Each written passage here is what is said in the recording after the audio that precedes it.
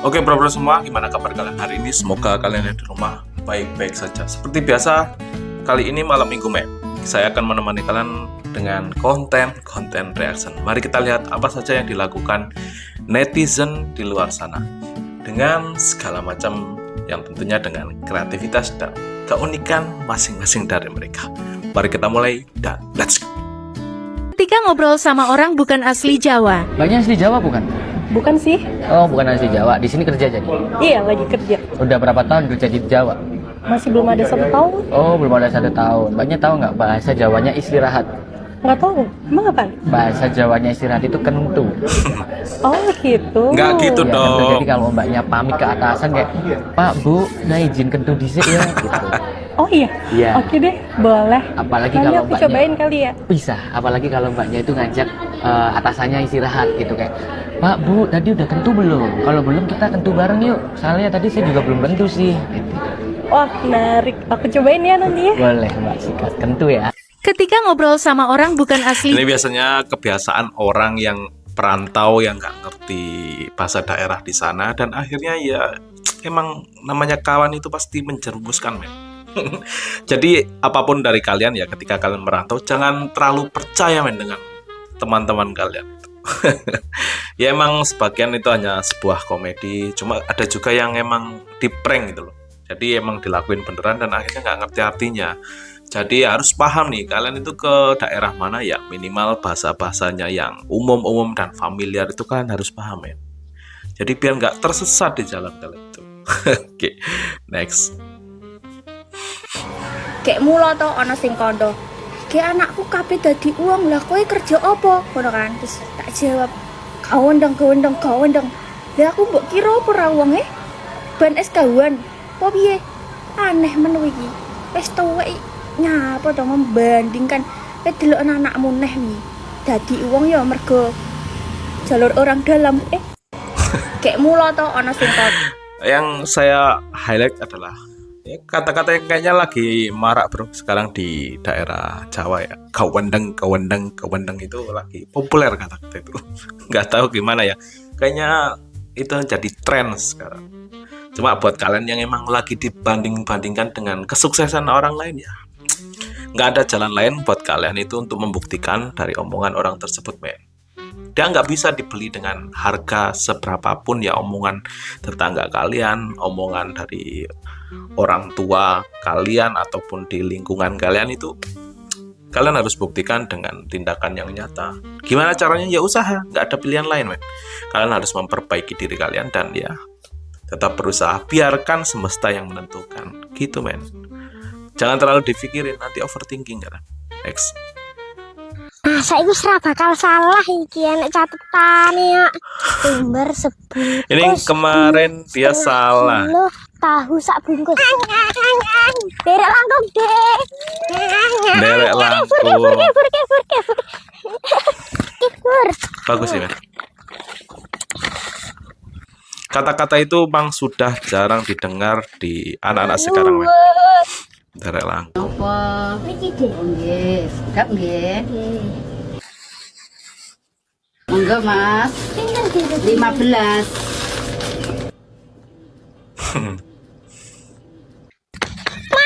Duit kari. Saya itu serah bakal salah iki enek. Kemarin bener dia bawa uang tapi lupa pesanan maknya. Ini sekarang dia dicatat men. Ternyata nggak bawa uang. Ya emang seperti itulah, banyak emang plot twist di kala kecil itu emang relate bro dengan kita. Cuma ini tadi di video ini yang saya suka, dia sopan dengan orang lebih tua dan lain sebagainya itu. Wah, ketika emang masih diterapkan hal itu di anak zaman sekarang itu bagus sih men. Terlepas dari emang ya kepolosan anak ini yang salah pesen lah, kemudian lupa bawa uang, itu sebagian dari komedi. Cuma value-nya dia sopan dengan orang tua men. Ini keren nih. Next. Kalau misalnya lu ingin mencari jodoh dari IG, inilah cara yang dilakukan oleh Gen Z sampai milenial. Yang pertama kali lu harus lakuin adalah lu harus follow. Setelah itu, lu harus nge-like fotonya dia. Ada dua cara. Yang pertama, lu nge-like fotonya dia yang udah lama, jadi dia otomatis dapat notification. Atau lu like story-nya. Kalau misalnya lu like story-nya, itu juga lebih noticeable karena nama lu otomatis di atas. Next step, lu ngechat. Tapi lu gak bisa sembarangan ngechat. Lu harus cari sesuatu yang lu bisa lu omongin. Misalkan, dia story di McD, lu bisa reply tuh kayak, itu McD mana gitu. Pokoknya lu harus menciptakan sebuah peristiwa di mana lu tuh bisa ngobrol. Senggak penting apapun, yang penting lu bisa ngobrol sama dia. Yang penting lu tuh udah menciptakan sebuah opening di mana lu tuh bisa ngobrol sama dia nextnya. Lu bakal berasa dari situ apakah nih orang welcoming ke lo atau enggak. Gue tahu ini tuh works karena ini tuh udah works di gue dan udah works di ratusan orang lainnya, ribuan orang lainnya. Kalau misalnya lu ingin mencari jodoh dari IG, Nih, dikasih tutorial langsung dari ceweknya langsung. Men.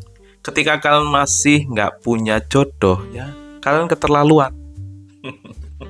Ya emang takdir kalian jomblo, men. Kalau udah kayak gitu ya, ini udah terang benderang, tutorialnya juga udah di spill kan, di pelakunya langsung, dan caranya untuk ngereaksi itu udah dikasih tahu, men. Ketika kalian masih nggak bisa berusaha dan mendapatkan pacar, ya emang kayaknya kalian harus melakukan sesuatu yang lebih kayak gitu. Cuma zaman sekarang tuh harusnya lebih gampang sih, karena banyak sekali jalan menuju Roma, men. Kalian tuh bisa lihat sosial media, IG-nya, TikTok-nya, Twitter-nya. Ketika masih gak works di kalian, kalian masih bisa pakai aplikasi dating dan lain sebagainya, men. Terlalu banyak sekarang itu jalan menuju Roma banyak. Kalau zaman dulu nggak ada, men. Kayak gitu. Kalau dulu tuh ya harus kenalan langsung, kalian harus tatap muka, berani mendekatin, bahkan lewat surat, men. Itu gimana sih effortnya tuh? Nggak kebayang kan? Bagaikan bumi dan langit kayak gitu. Kalau sekarang kalian dengan zaman secanggih ini masih jomblo, ya keterlaluan kalian itu. Oke. Next. Rumah kamu yang mana? Di sana masih jauh, harus jalan lagi. Ya udah, aku temenin jalannya. Gak usah. Kita lihat apa-apa, apakah ada sendiri punchline aja. di sini. Ah, nggak apa-apa. Tunggu ya. Iya. Modus lagi. Modus lagi. Namanya juga PDT. PDTake. PDKT. Jadi ngerepotin kan, PDKT. jalannya jauh. Ah, nggak apa-apa. Kayak ke siapa aja. Satenya A. Enggak.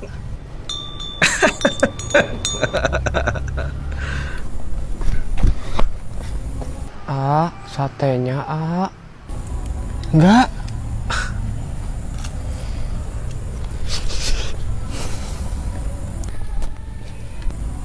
Ini kuburan? Iya. Kenapa kamu nggak ngasih tahu dari tadi? Aku duluan. Rumahnya dekat kuburan, anjir. Kok malah turun duluan sih?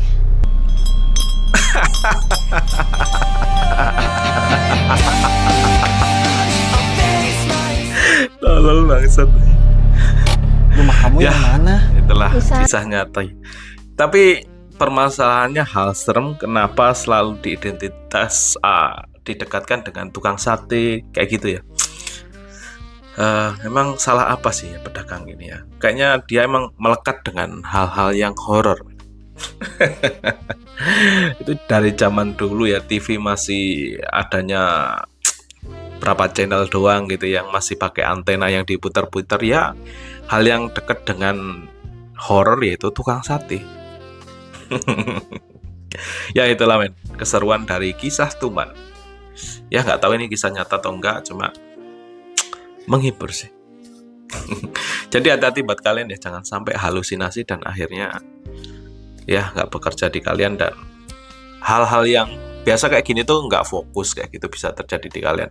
Dan jangan pernah percaya sih dengan hal-hal yang memang nggak masuk akal, men.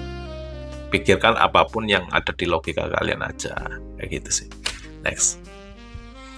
Ini bukan Land Hogger, ini bukan lawan arah, tapi ini kacau banget. Aduh, langsung dikasih unjuk. Lu asli, lampu tembak taruh di bumper, sekalian aja bilet, bang. Bilet aja taruh diarahin ke atas biar buta yang nyetir di belakang. beda anjing dah. Parah banget dah. Masa lampu gituan di belakang, cok? Asli dah. Membahayakan. Kacau. Kacau. Emang orang kayak gini tuh apa ya? Kalau saya mungkin punya duit yang banyak dan lebih, ketika ketemu orang kayak gini udah langsung tabrak aja bro dari belakang gitu.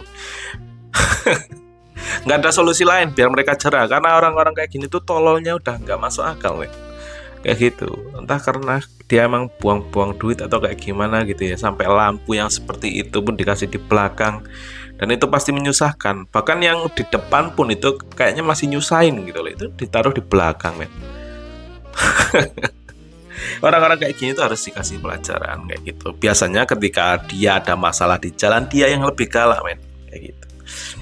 Ya cuma arogan semata sih. Tapi ya ujungnya nanti ketika emang dia arogan, biasanya sih klarifikasi dan minta maaf kayak gitu. Oke, next. Bismillahirrahmanirrahim. Allahumma inna nas'aluka salamatan fid din wa afiatan fil jasad wa ziyadatan fil ilmi wa barakatan fil rizqi wa taubatan qablal maut wa rahmatan indal maut wa maghfiratan ba'dal maut.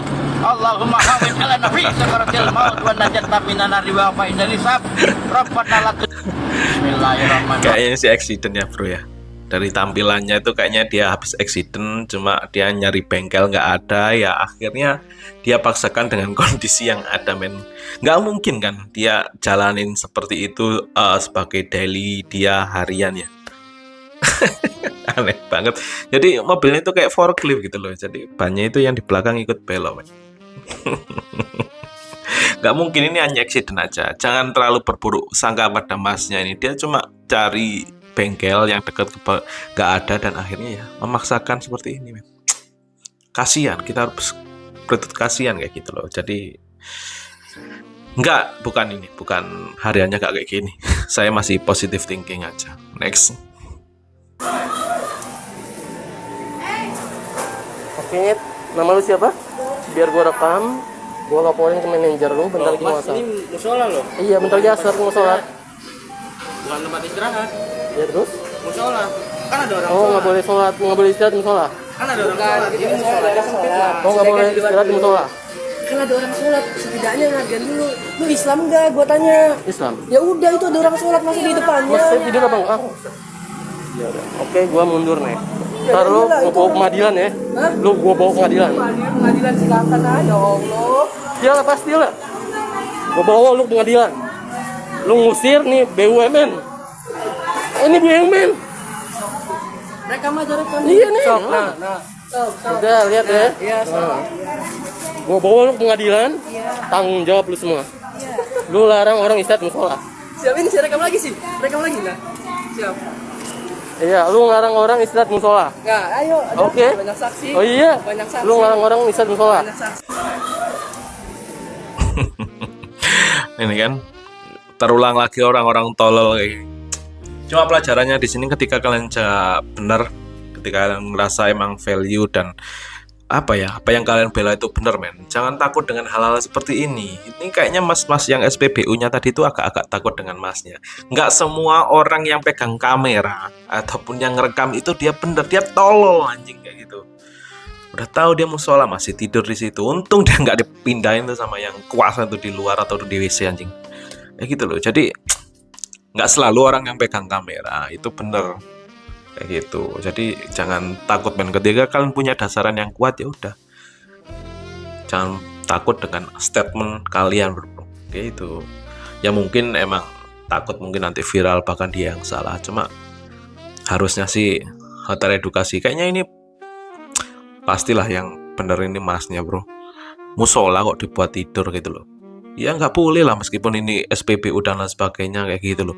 Kecuali emang longgar kalian itu lagi kayak gimana gitu. Ya ketika ada orang sholat ya udah, jangan tidur juga gitu loh. Istirahat sama tidur itu beda men. Kalau istirahat ya udah duduk, mungkin rebahan nggak masalah. Tapi kalau ada orang sholat ya udah, dahulukan yang sholat dulu gitu men. Ah tolol orang kayak gini tuh anjing. Next. Le, ini sing bakal pendel kan di? Boten ngertos. Masuk ora ngerti cah. Dari daerah kene. Boten ngertos kula. Bakal pendel lho. Boten. Oh. Dodol mana kontol.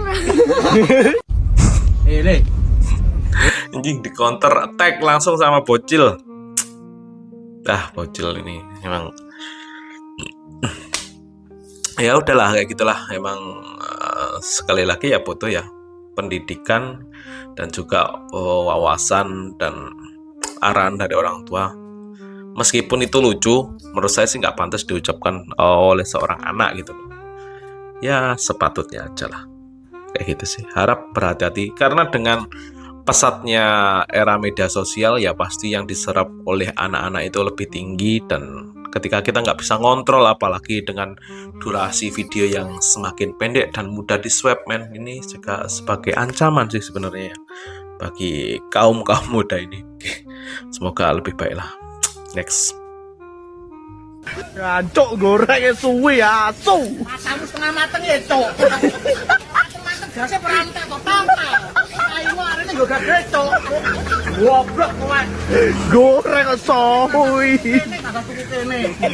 Besok masih balik. Lucu asli nih. Emang kalau kalian emang dagangan harusnya sih bikin yang seunik-uniknya men. Kalian itu jadi punya ciri khas. Ya kayak bapak ini dia jualan nasi goreng, mungkin rasanya nggak jauh beda lah dengan samping kanan kirinya men. Cuma dengan cara khasnya yang penyajiannya berbeda, bapaknya dengan celetuan, dengan seada-adanya kayak gini. Ini yang membuat dia viral dan kemudian ya mungkin warungnya bakalan ramai kayak gitu. Ya nggak masalah. Meskipun ini jualannya di makanan, cuma value yang ditawarkan itu berbeda men. Orang pasti cari apapun ya pembedanya. Orang penasaran dan ternyata rasanya emang beneran enak men. Ya pasti itu menjadi rezeki kalian kayak gitu sih. Next. Dulu gue pikir SpongeBob mau temenan sama Patrick tuh karena Patrick orangnya asik aja. Soalnya pernah pas Patrick jadi pinter karena otaknya ketuker, di akhir episode dia milih untuk kembali bodoh karena katanya pengetahuan tidak bisa mengganti persahabatan. Makanya gue pikir, oh SpongeBob tuh gak masalah dengan kebodohan Patrick karena dia asik. Nah ternyata itu kurang tepat. Karena kalau menurut SpongeBob, justru Patrick itu jenius. Ini kata pengisi suaranya ya. SpongeBob itu nganggap semua ide Patrick bagus. Patrick is a smart guy, but Patrick knows what's up. Dan ini masuk akal. Karena selama ini walaupun Patrick tolol, tapi kalau ngomong yakin. Mungkin ini ide yang bodoh. Oh SpongeBob, terkadang kita harus menyelami lebih dalam diri kita untuk menyelesaikan masalah kita. Di saat SpongeBob selalu meragukan dirinya, Patrick nggak pernah ragu. Kau benar, Patrick. Memangnya aku pernah salah? Sebelum lanjut, gue mau ngasih tahu kalau lu tertarik sama cara gue nulis skrip konten, bisa daftar kelas kebanyakan teori di sini. Banyak adegan yang menunjukkan bahwa SpongeBob adalah seorang yang insecure. Makanya wajar kalau dia sering dengerin sarannya Patrick. Karena Patrick gak insecure. Yakin gitu kalau ngasih pendapat. Salah satu contohnya lagi adalah ketika SpongeBob minjem ikat pinggangnya Mermaid Man. Terus dia gak sengaja bikin Squidward jadi kecil. Masalahnya SpongeBob gak tahu gimana caranya balikin Squidward ke ukuran semula. Terus dengan yakin Patrick pun bilang, "Kau tahu apa masalahnya? Apa? Kau pencet M untuk Mulyono. Padahal seharusnya kau pencet W untuk Widodo." Dulu gue pikir SpongeBob mau temenan sama Patrick tuh karena Patrick orangnya asik.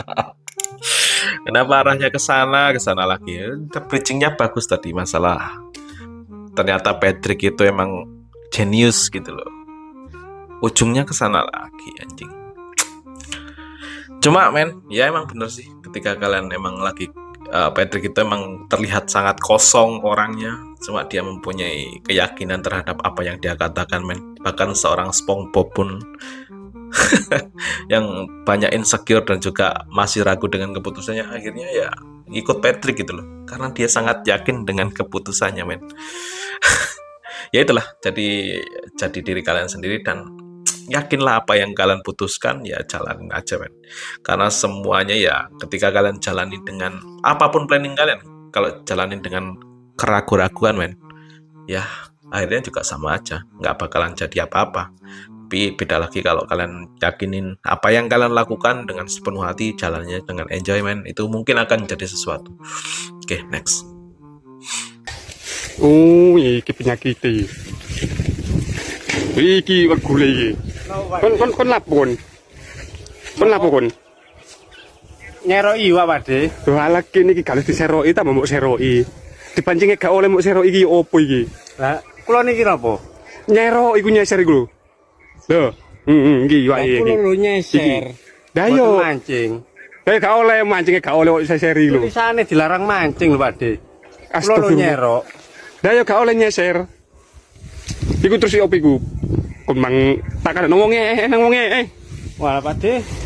Kamu iki nakal iki kamu. Situ iki lho. Kok ya aku lho jaring gak mancing. Tulisane dilarang mancing. Gak oleh gurung panen e. Mbene panen tak kei. Kon iki nakale. Iya. Iki wae. Iya ndi kene. Wis gawon wis. Kok tak kena mak ae wae ya cek digoreng. Digoreng yo. Meneh ojo maneh lho. Nggih. Sepunten nggih Pak De. Iya. Udah ada kasih tahu nggak boleh mancing, dia malah nyerok aja. Cuma ya gimana ya, namanya orang suka sih ya, maafin aja lah bro ya, karena ya mungkin kerugiannya nggak maksimal lah. Cuma ya emang harus, apapun usaha kalian harus dipantau sih men, karena ya pasti ada orang-orang yang seperti ini juga kayak gitu. Ketika itu emang tetangga kalian ya nggak usah diheboh-hebohin kayak gimana, ya udah seadanya, diingetin aja lah, nggak usah terlalu bersitegang, takutnya nanti dia malah emosi, terjadi hal-hal yang nggak diinginkan, bahkan berimbas kepada apapun usaha kalian gitu loh. Artinya ya udah berdamai aja dengan lingkungan sekitar, yang penting usaha kalian jalan, lingkungan kalian ya masih ini, nggak usah dibuat tegang ketika ada insiden yang emang nggak terlalu merugikan gitu loh.